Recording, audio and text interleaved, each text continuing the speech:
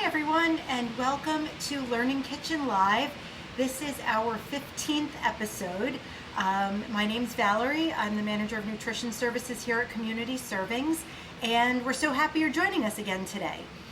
Today we're going to do some definite fall-inspired recipes, but the common theme with them all is apples. I decided I wanted to cook something with apples because they're at peak season here in the Northeast right now, and I wanted to do something that wasn't dessert. So, apple pie and apple crisp are like the best foods out there, but when you think of apples, most people think of eating them as a snack or in dessert form, but you can actually include them in a lot of really great recipes, and they're so tasty, and apples have a lot of health benefits that I'll talk about.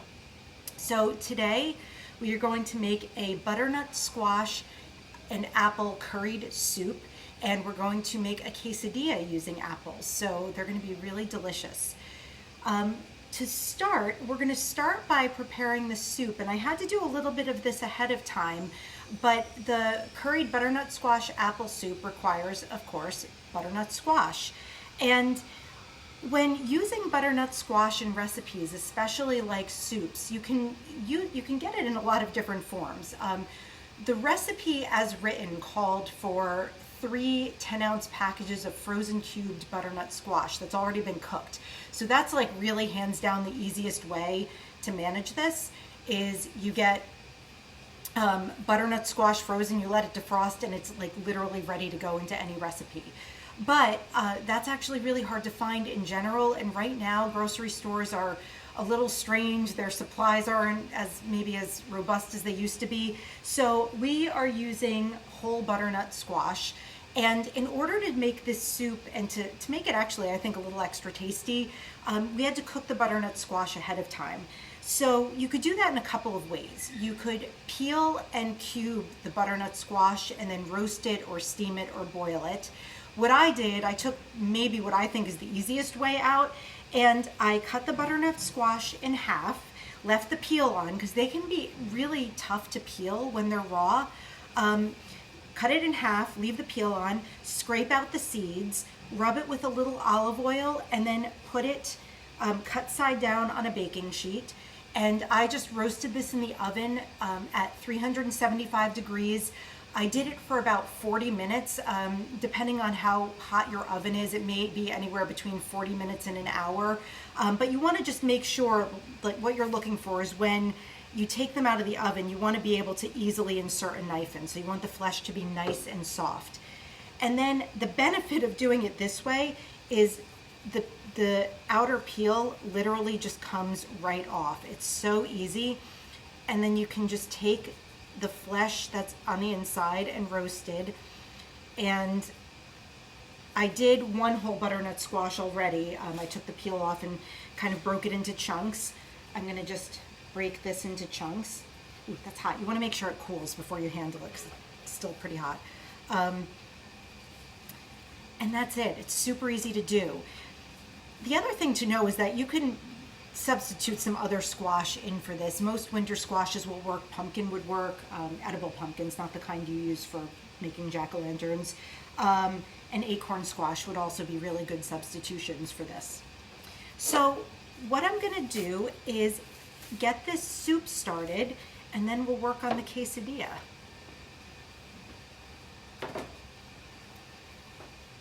So what I have here in this pot is I have actually a tablespoon of unsalted butter and a tablespoon of olive oil. And the butter is maybe not totally necessary, but it adds actually a really nice flavor to this. So,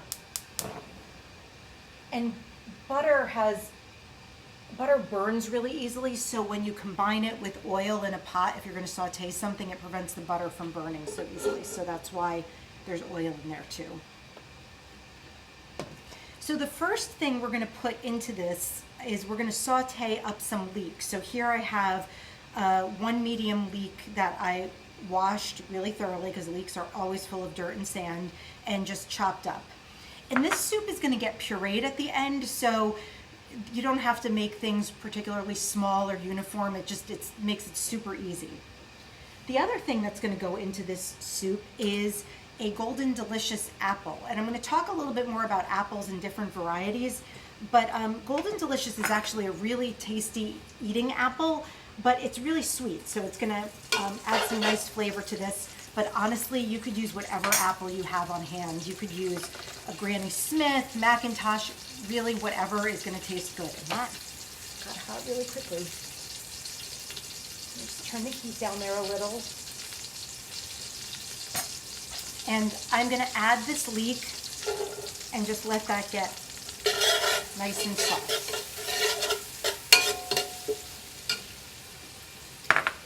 So what I'm going to do with this apple is peel it, because for the soup you don't really want the peel in there. It's not going to, it won't break down, and it'll leave like some kind of sharp feeling pieces even after you puree it.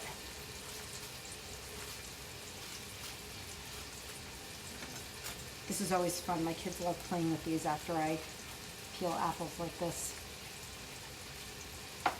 All right, and what I'm going to do with the apple is I'm going to just cut it, take out the core, so the seeds and the core,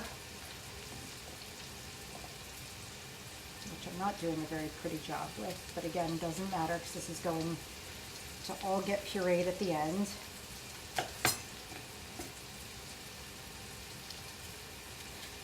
And like I said, any apple will do just fine in this recipe. Here in the Northeast, you can find a lot of apples at farmers markets now. There's like heirloom varieties. When I was looking some information up for this, there's actually like over 100 varieties of apples. There's the most common ones. I think there's the article I was reading said there's like 10 common ones you see in grocery stores and that most people are familiar with, but there's like a lot of heirloom apples out there now, and they all have slightly different flavors. So what I'm going to do is add the apple to the leek, which is getting nice and soft really fast. And once again, if you are just joining us, this is Learning Kitchen Live, episode 15. My name is Valerie, and today we are cooking with apples. We are going to make a curried butternut squash apple soup and an apple and cheese quesadilla. So I'm going to let that soften up for a minute. I just added apple and leek to some butter and oil in a pot, and I'm going to let those soften for a minute. And then I am going to add some curry powder to that once they are nice and soft. So the curry in this, I think, adds a really nice flavor. I love dishes with curry in them, but I also know that's not for everyone. Honestly, if you wanted to leave the curry out, this soup would be delicious. It would be really sweet. The curry's going to balance that sweetness a little bit. But you could just have a really sweet, delicious, almost dessert-like soup for a meal. And it's not going to change the nutrition profile. So if you don't like curry, leave it out. If you like things that are spicier, you could add a little cayenne pepper to this also at the end. Anyway, this is super versatile. All right, I'm going to let that soften for like one more minute. So apples are like nutrition powerhouses, and everyone here has heard, an apple a day keeps the doctor away. And I think Beth, even when Beth was cooking last week, even mentioned that they're just full of a lot of good nutrients and fiber, and they're so easy and portable. I feel like they're the go-to snack in my house, at least. Apples in particular have quercetin in them, which is a nutrient that has some anti-inflammatory properties and has all sorts of good stuff in it. And they also have pectin in them, which is a form of soluble fiber. So apples are full of fiber, full of all sorts of good nutrients for you. They have fluid in them. And as we've said all along with Learning Kitchen Live, eating foods in their form, their most whole form is really what you want to go for. Once you start processing them, you start losing some of the nutrients. So eating a whole apple, for example, is going to be better than eating, bottled, shelf-stable apple juice. because it's just stripped of so many of the nutrients. All right, we have leek that is softened, apple that is softened. I'm going to add about a tablespoon of curry powder to this.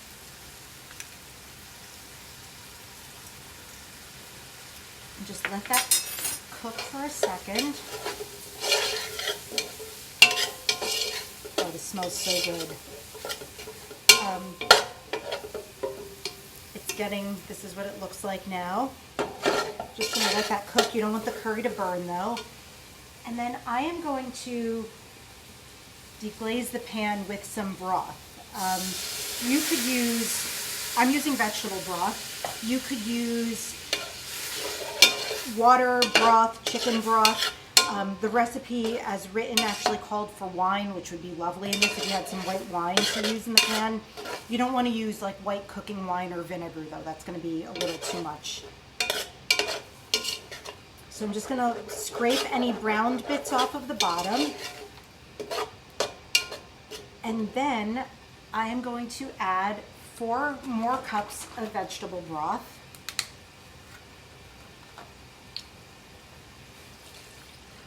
And this is unsalted vegetable broth, so I'm going to have to add some seasoning in at the end. But broths, as you've heard us say here before, can be really full of sodium. Vegetable broth in particular can have so much sodium in it.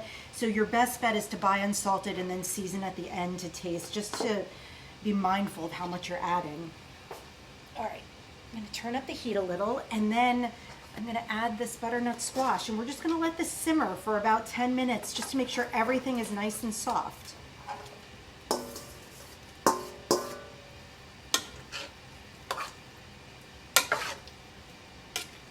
And that's it. Super easy soup.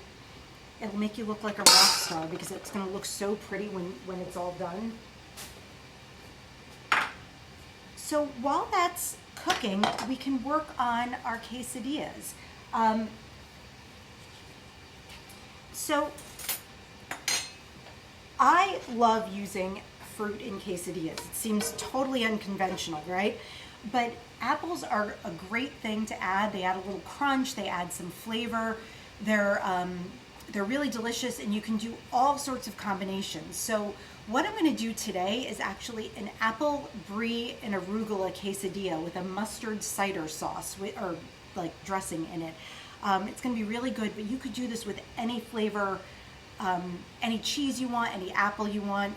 You can actually use pears in it. It's all good. It's really an easy way to make a healthy and unusual quesadilla. All right. So with any quesadilla, you start with the tortillas, and I was laughing because the store I went to buy some supplies for this today all they had were these giant quesadillas that are like the size of a pizza. So normally you would use like a 6 to 8 inch quesadilla for this. These, I didn't even measure these. I think they're like 14 inches. So I am going to cut them in half because I don't even think they'll fit in the pan that I have. But these are like almost comically big. They're kind of what you would use if you were getting a sandwich wrap or a burrito, but you almost never see things that are this big for like just a quesadilla that you're making at home. So what we need for this is we need apples and we need cheese. And what I'm going to do is start by cutting up an apple, and I am using for this a Fuji apple, and I'm actually going to leave the peel on it because you can do it with this dish. You don't want them in a final soup. So I'm just going to cut some slices.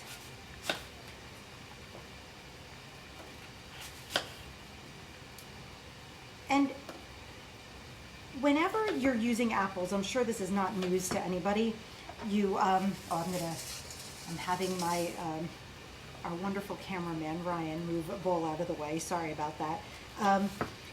Whenever you use apples, you don't want to cut them too far ahead of time if you're leaving them raw because they're going to get really brown. One way to offset that is to soak them in water with like a squeeze of lemon juice in them. Not really necessary here, so because we're going to cook these up right away. So I'm just going to cut these into some thin slices.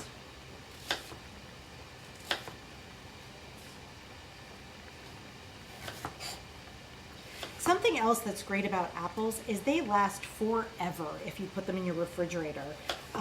You can store them in a refrigerator for like 2 months before they get too mealy or not edible. They really do last a long time. So if you find them, if you find a variety you really like in the fall and you can't find it all year, you could stock up and at least use them for a few months.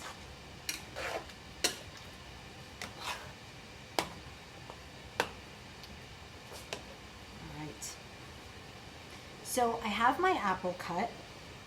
What I have here is a little bit of Dijon mustard. And what I'm going to add to this is just some apple cider.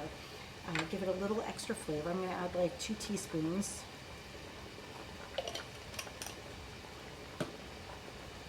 And just stir that up. And this is going to go on the tortilla. And this is totally optional. If you don't like mustard, leave it out, obviously. All right.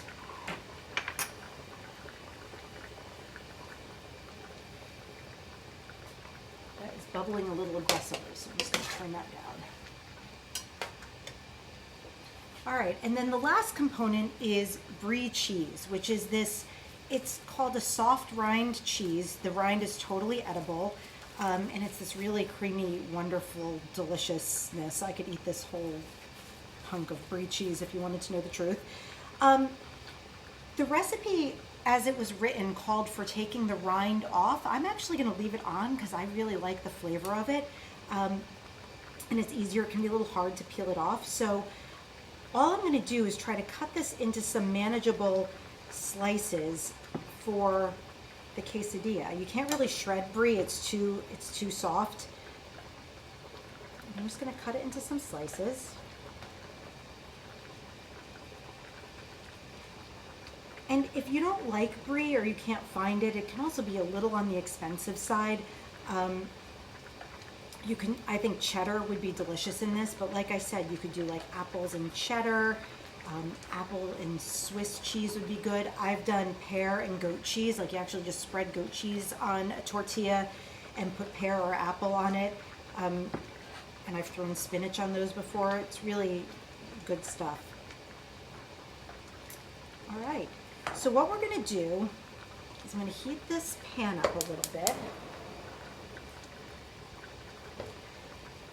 And I'm going to put one of the quesadillas in and spread a little bit of this mustard mixture on it, mustard cider mixture.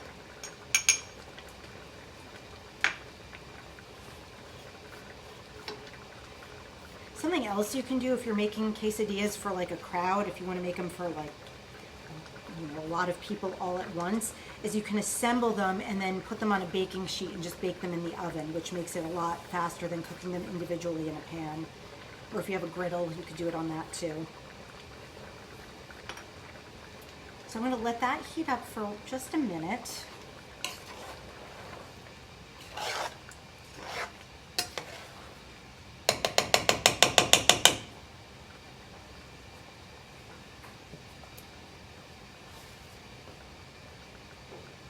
All right, I'm going to put a few slices of cheese on 1/2 of this.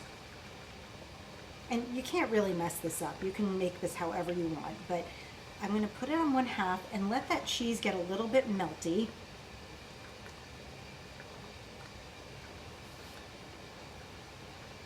And then I am going to add some arugula and apple slices to it, and we're just going to let it crisp up on both sides, and it's going to be delicious when it's done. Meanwhile, I think this needs maybe just another minute. I'm just making sure all the chunks of everything are nice and soft. The other component to this soup that we're going to do is we're going to make just thin out some yogurt to drizzle on top at the end. And again, this is a totally optional thing, but I think it'll add, because the soup's gonna be pretty sweet, it'll add some nice tang to it. So I am going to take just a container of 2% Greek yogurt.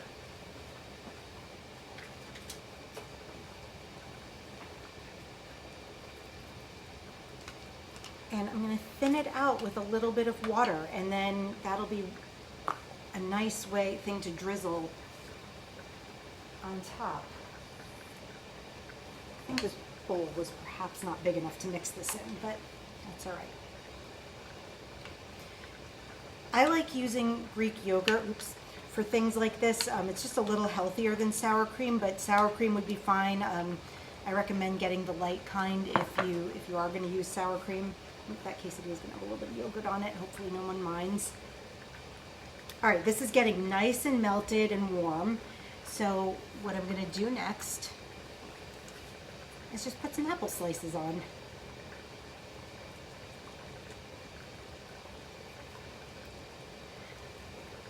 And then top it with a little bit of arugula.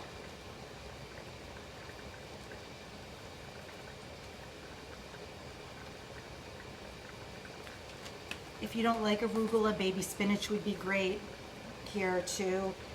Even baby kale would probably be good, maybe a little tough. But so now I'm going to just let this bottom side crisp up for a few more minutes. I'm going to turn it over, and then we'll have our first quesadilla. And I'll make a few more.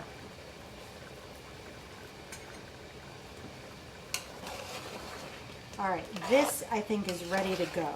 So I'm going to turn that off, and I'm going to try to be very careful about this because that is boiling hot liquid, and I'm going to now put it in the blender.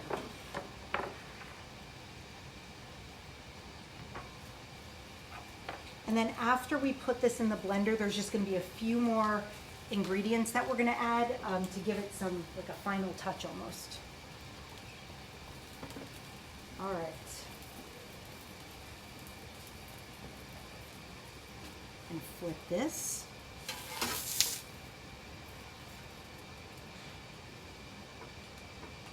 Look at how nice and crisp that got.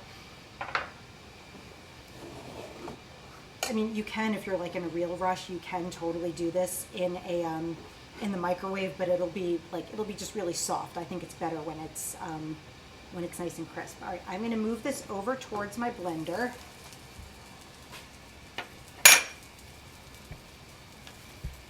And anytime you're doing a hot liquid in a blender, you do not want to overfill it because you really run the risk of it splattering and burning you. So we're going to be like super careful about this. And by we, I mean me. All right. Also, this is done. Look at how pretty that looks. I have enough cut up to make at least one more, so I'm going to do that quick while I blend my soup. A little more mustard.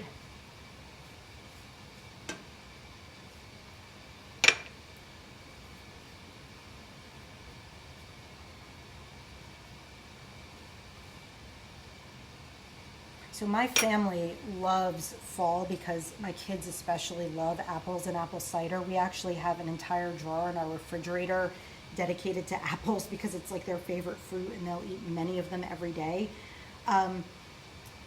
But they were asking me why I never buy apple juice, because I'll buy apple cider as a treat in the fall, especially when it's like fresh pressed. And apple cider is just really truly like just pressed apples, and it might be strained a little bit. It's usually pasteurized if you're buying it in the store, which just makes it a little safer to drink.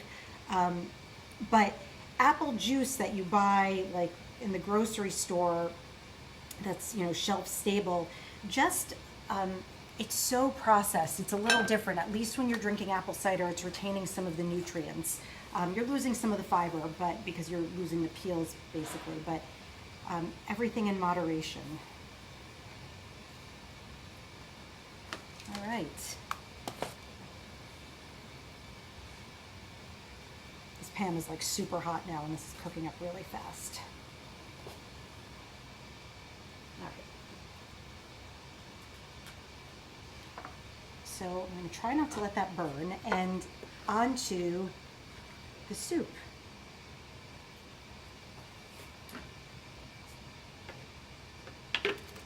So I'm going to maybe fill this like a third of the way up. I'll probably have to do this in 2 or 3 batches.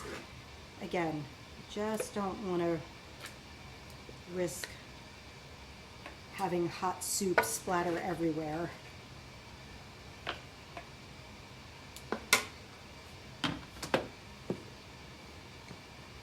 I'm going to vent the top here. Most blenders have a vent, a thing that you can pull up or pull off. However, you also want to make sure you don't, like, splatters don't come out of that, so a kitchen towel is a good thing to put on there. And let's see.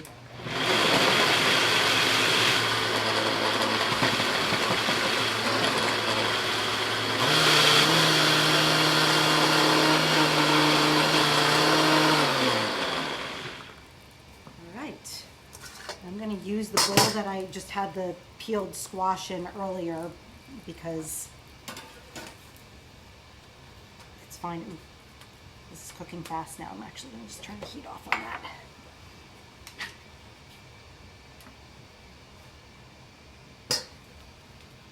Ultimately, this is going to go quickly back into this pot, and I'm going to add a few more seasoning, a few more flavorings to it. I'm going to put it in that bowl just for the meantime, and I think I can get this done in 1 or 2 more of these. If you don't have a blender, a food processor would be fine too. You could use an immersion blender, but if you don't have any electronics to blend things up with, you could truly just take like a potato masher and mash things up, and just make sure when you cut your vegetables in the beginning that you do like a smaller dice, and it would still be delicious.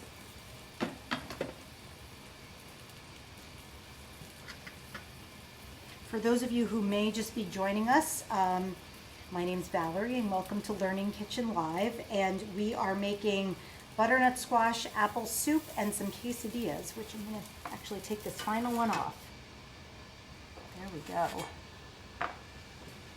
All right, let's blend the rest of this up.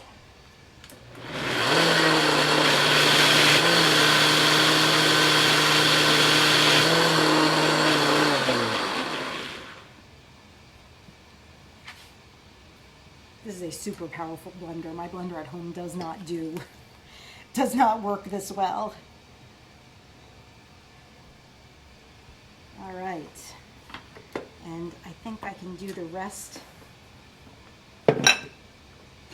One more shot. Just gonna step back so I don't splatter all over myself. That's the thing with butternut squash, but especially the curry powder. It will really stain clothes, so just always be careful when you're cooking with curry or turmeric, because it will stain things.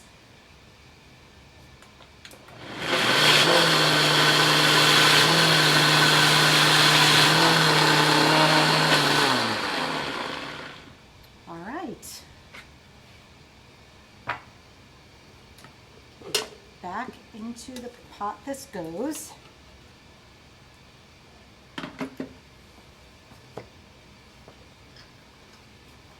This made a ton of soup. I don't know if you can appreciate from where you're all watching how much this made. So something to consider is if you made this and you ate it for a day or two,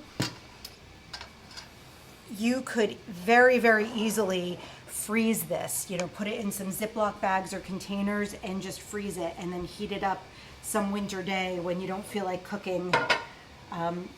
Stuff like this freezes beautifully. All right, back on the stove for a minute, and we are going to add some salt, pepper, maple syrup, and apple cider vinegar. So I'm going to add 2 tablespoons of maple syrup just to kind of give it a little sweetness, which I can't open. I'm gonna run it under some water and see if I can get it open.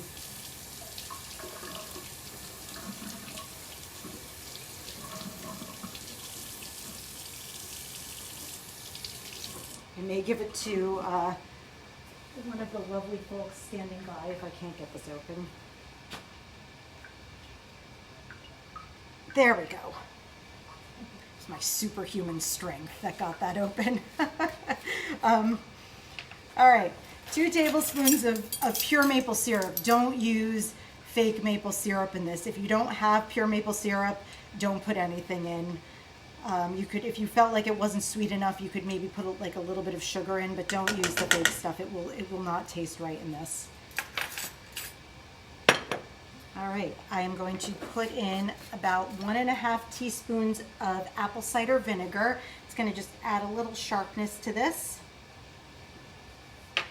And then a little bit of black pepper. I'm not really measuring here. I'm just kind of guessing how much I think it needs. That was probably about 1/2 teaspoon. I'm going to put in a teaspoon of kosher salt, which may seem like a lot, but there's no salt in this to date. And we have a question. Can you use honey instead of maple syrup? Oh yeah, honey would be a great substitute. It can be a little sweeter, so I would start with 1 tablespoon and go from there and just taste it. So this is ready to roll.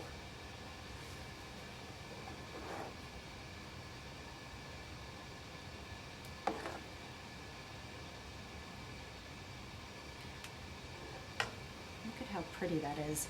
So we have our soup. I'm going to put a little dollop of yogurt on top. If you wanted to get real fancy, you could slice up some apple and decorate the top with that. But that is it. 2 really simple recipes with apples that are not dessert based, are healthy.